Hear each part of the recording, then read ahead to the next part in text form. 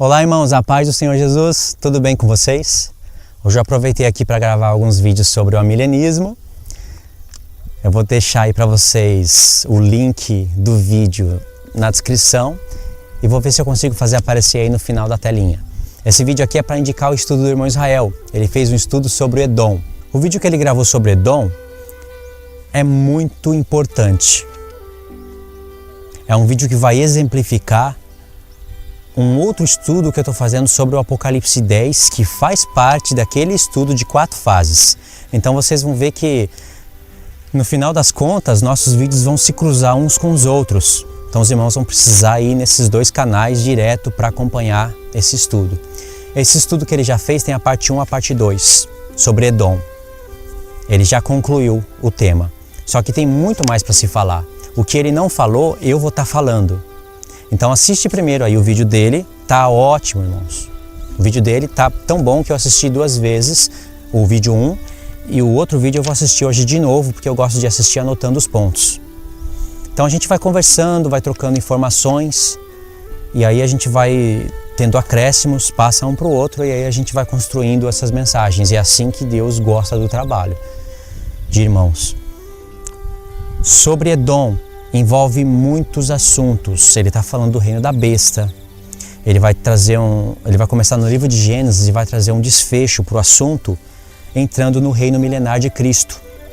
Então assista ao vídeo, tá bom? É muito bom.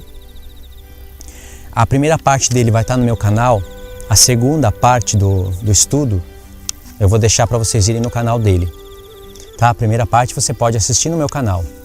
A segunda parte assiste no canal dele, para vocês irem lá e se inscreverem também. Por isso que eu estou fazendo essas coisas. Aí por lá vocês veem qual estudo vocês vão continuar assistindo. E depois, futuramente, vai aparecer as telinhas aí da continuação do estudo de Edom. O que ele não falou, eu vou falar. Ele poderia ter falado tudo, mas aí assim a gente trabalha com os canais. E também são modos de falar diferentes, de ensinar.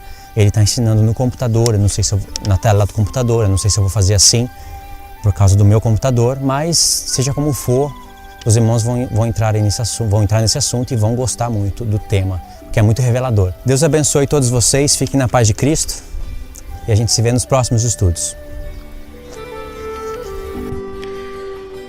Paz de Cristo, meus irmãos.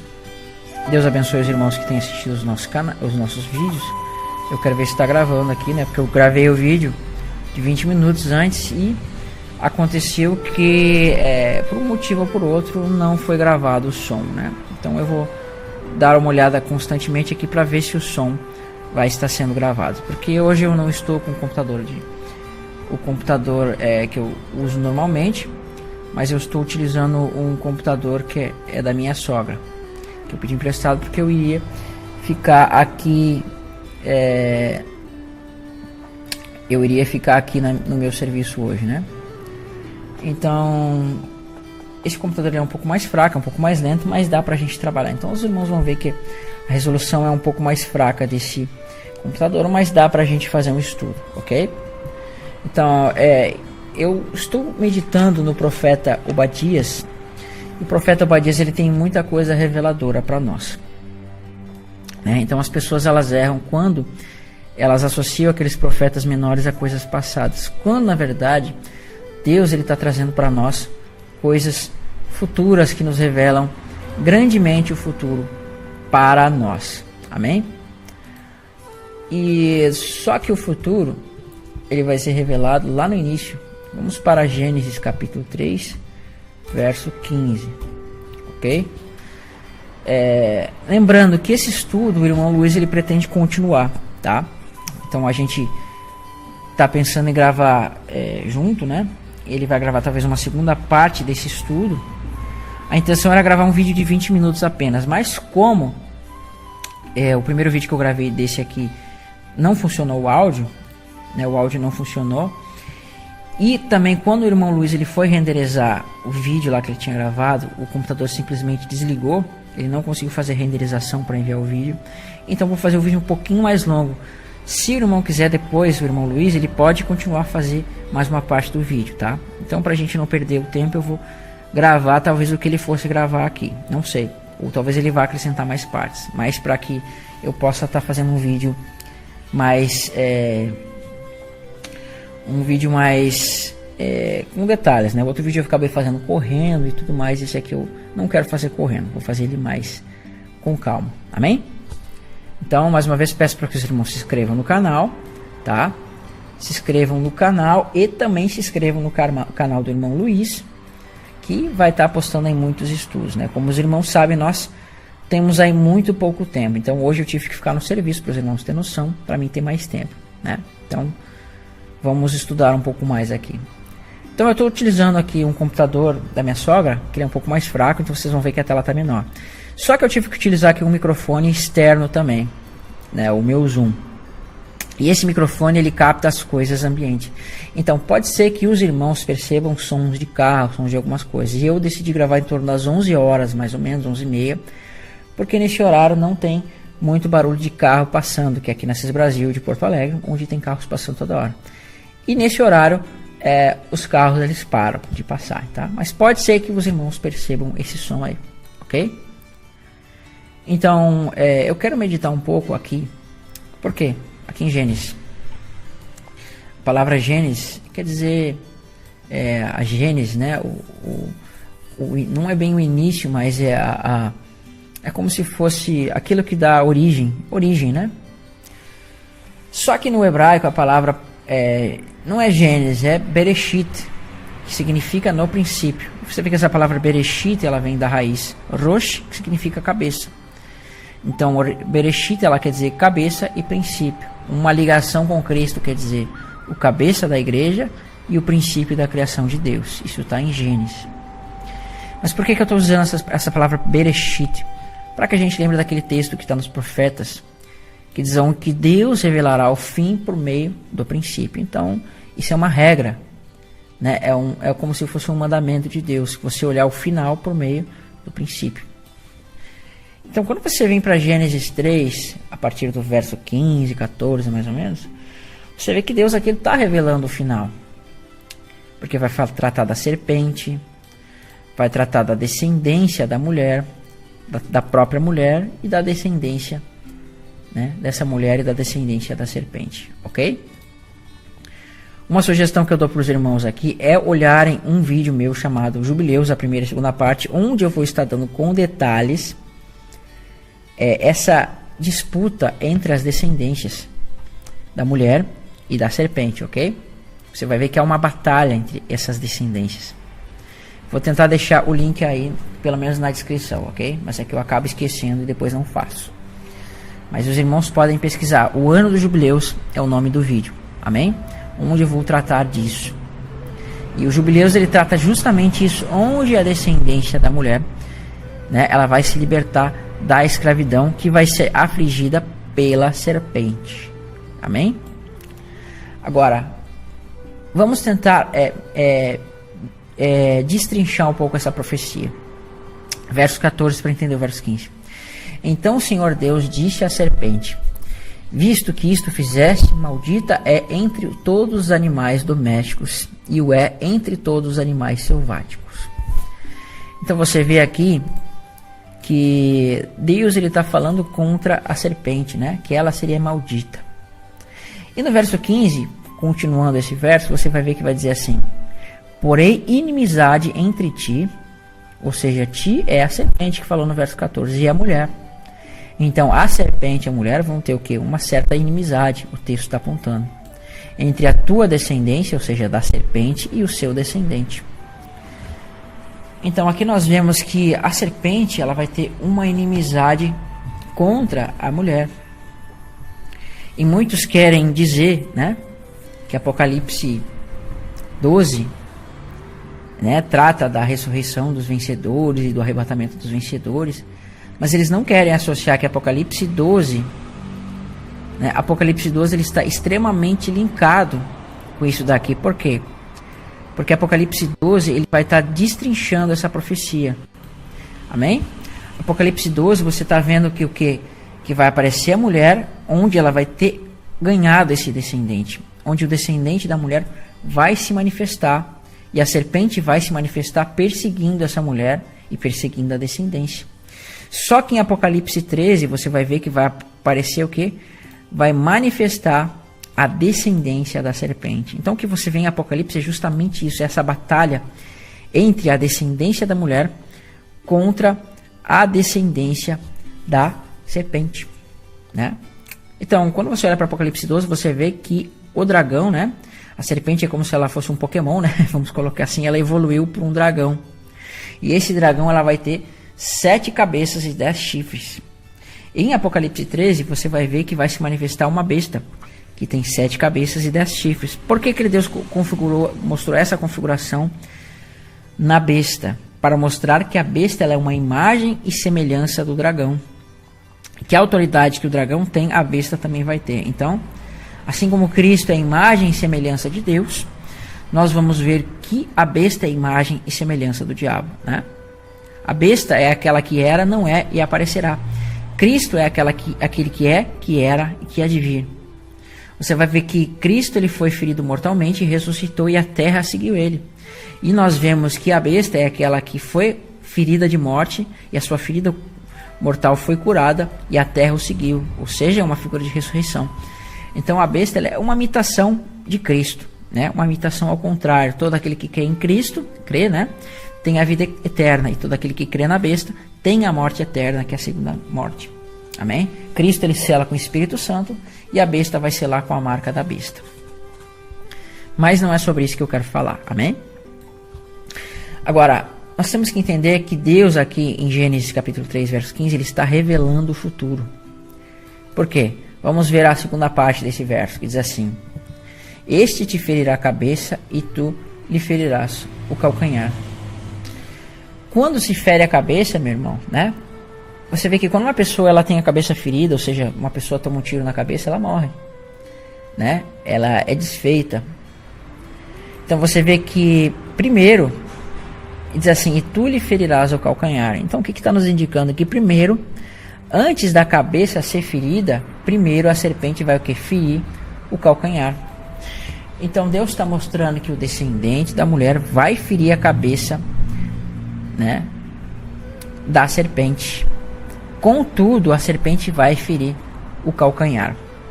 E o primeiro aspecto profético que nós vamos ver aqui é que a palavra calcanhar é a palavra Ekev. E essa palavra Ekev, ela vai dar origem à palavra Jacó, que é Yaakov, né? Então essa palavra Ekev, ela está dentro da palavra Yaakov. Por que Deus fez isso? Para linkar que esse calcanhar está apontado em Jacó. Então você vê que calcanhar é uma parte do corpo, né? Então você vê que a descendência da mulher é Cristo. E calcanhar é uma parte do corpo. Então, ou seja, o corpo do descendente vai ser ferido por meio da serpente, né? E esse corpo está apontado no calcanhar de propósito para você linkar com Jacó. Então Jacó está apontando como uma parte do corpo do descendente, ok?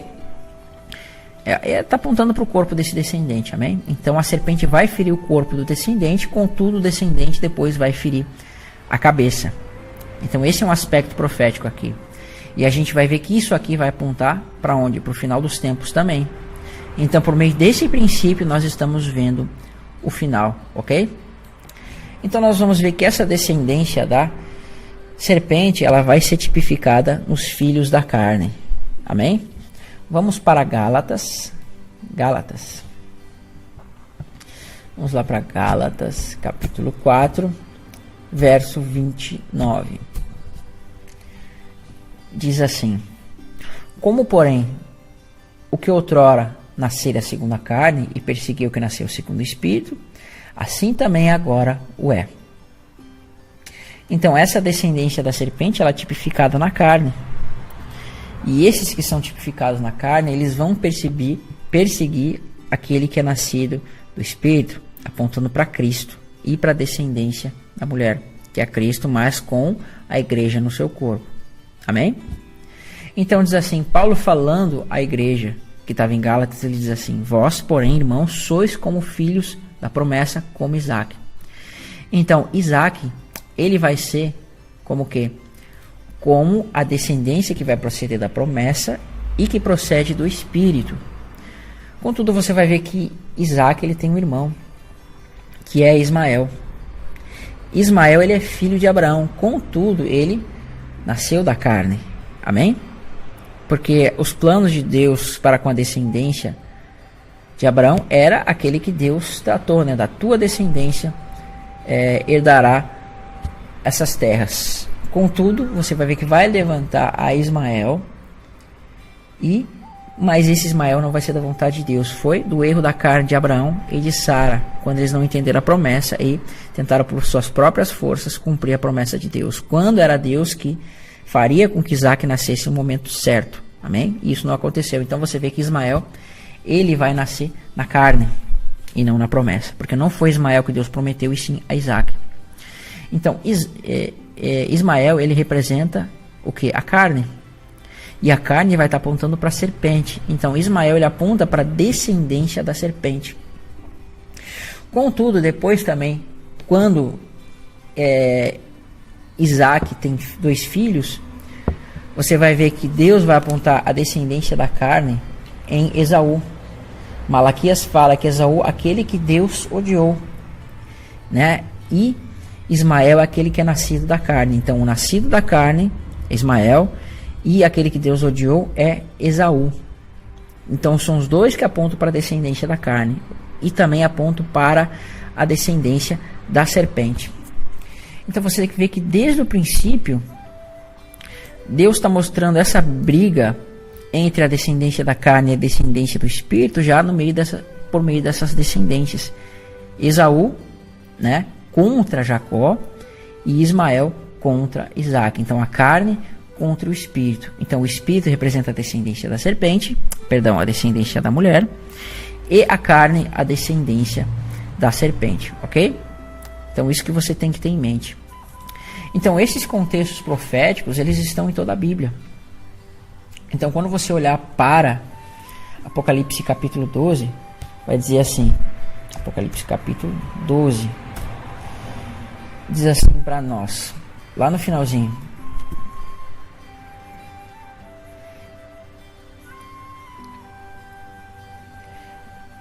diz assim: então a serpente arrojou da sua boca atrás da mulher água como um rio, a fim de fazer com que ela fosse arrebatada pelo rio. E a terra, porém, socorreu a mulher, e a terra abriu a sua boca e engoliu o rio que o dragão tinha arrojado de sua boca. Irou-se o dragão contra a mulher e foi pelejar, né, contra os restantes da sua descendência. Você vê que está aparecendo de novo a descendência da mulher, e esse pelejar aqui. Então esse pelejar é o que? É ferir a descendência da mulher, que é o calcanhar, apontando no calcanhar. Então aqui, que é o calcanhar, vai ser o que? Ferido, tá? Não vou entrar nesse detalhe agora, posso fazer num outro vídeo. Então você vê que Deus colocou aqui a mulher, a descendência. Não foi para bonito, mas foi para você ver que essa profecia, ela está aqui destrinchando a profecia de Gênesis capítulo 3, a partir do verso 15 que nós vimos. Ela está se completando aqui. Então você vê que aparece aqui a descendência da mulher, e diz que a serpente foi pelejar contra a descendência da mulher. E como é que ela vai pelejar? Está no próximo capítulo. Vamos no próximo capítulo. Diz lá, capítulo 13, diz assim, você vê que aqui no capítulo 13 fala da besta, que é a imagem e semelhança do diabo, que é a descendência do diabo. Diz, o que essa besta vai fazer? Foi-lhe dado também que pelejasse contra os santos e o vencesse, e deu-se-lhe ainda autoridade sobre cada tribo, povo, língua e nação. Então você vê que a mesma expressão peleja, que estava apontando para a serpente lá, no capítulo 12, né, ela está apontando aqui. Diz assim, né, foi pelejar contra os restantes da sua descendência. Então essa peleja é por meio da besta. Então aqui você vê a descendência do diabo, que é a besta, contra a descendência da mulher, que é aqueles que têm o quê? Os que guardam os mandamentos e o testemunho de Jesus, e se pôs sobre a areia do mar. Essa expressão se pôs sobre a areia do mar, o que significa? É colocar os pés sobre a areia. Está mostrando o quê? O domínio sobre a areia, né? Sobre o mar, sobre a terra, né? Então tem revelação aqui para nós. A terra está debaixo dos seus pés. Então, acho que ficou claro isso aqui, né? Então, é como se você estivesse vendo Esaú aqui, que é a descendência da carne, ou Ismael, contra a descendência da mulher, que são esses que guardam os mandamentos de Deus e têm o testemunho de Jesus. Você está vendo exatamente isso daqui, a besta, que é a descendência da serpente, pelejando contra a descendência da mulher. O primeiro descendente é Cristo, aquele que é arrebatado lá. Mas os restantes é o que? É a igreja, que vai ser perseguida, tipificada naquele calcanhar, que aponta para o corpo de Cristo. Agora, tudo isso aqui é tremendo, irmão, quando você vai entender o estudo de Obadias. Amém? Vamos para Obadias, capítulo 1. Tendo todo esse contexto dessa descendência da carne, dessa descendência do espírito, vai ficar muito mais fácil de entender o que está escrito em Obadias, né? Você tem que ter essa noção dessas descendências, o que aponta para a carne e o que aponta para o espírito. Então vamos ler Obadias, o que vai dizer aqui? Visão de Obadias. Assim diz o Senhor Deus a respeito de Edom.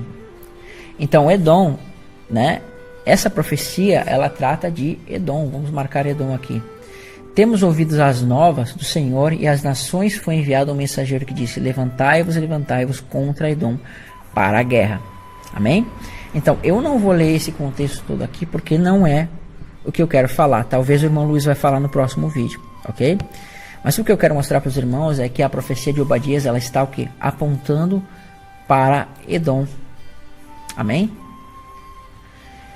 Agora, o que a gente vai ver aqui a partir do verso 10, você vai ver que lá no princípio nós vamos ver que Esaú, ele tinha o que? A primogenitura, mas Jacó, ele toma a primogenitura de Esaú, porque Esaú vai vender essa primogenitura por meio de lentilhas, na verdade por meio de guisado, né? Segundo diz Hebreus.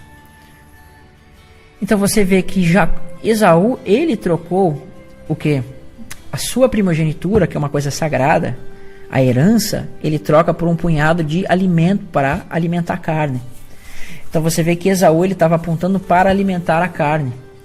E Jacó quis tomar a primogenitura de Esaú. O que ele fez? Ele entregou essas lentilhas. Então Esaú vendeu a primogenitura para Jacó, porque Jacó atentava para a primogenitura. E a primogenitura, ela fala de coisas do espírito, né? A herança de Abraão e tudo mais, que são coisas espirituais. E Jacó queria isso para si. Então ele entregou a carne para Esaú e tomou para si o que? A promessa. Então Esaú, ele vai o que? Vender a promessa pela carne, para alimentar a sua carne. É por isso que os filhos de Deus, eles jejuam, para o que? Para não alimentar a carne. E os filhos do maligno, eles alimentam a sua carne por meio do que? Do pecado, né? Então o pecado, ele alimentar a sua carne, o seu desejo. Isso está tipificado ali, que Esaú, ele atentava para o pecado, e Jacó para o quê? Para a promessa, que aponta para o espírito. Então você vê que o contexto aqui fala de Esaú, para voltar aqui, né? A respeito de Edom, que é Esaú. E o que ele vai falar sobre Esaú aqui? Diz assim: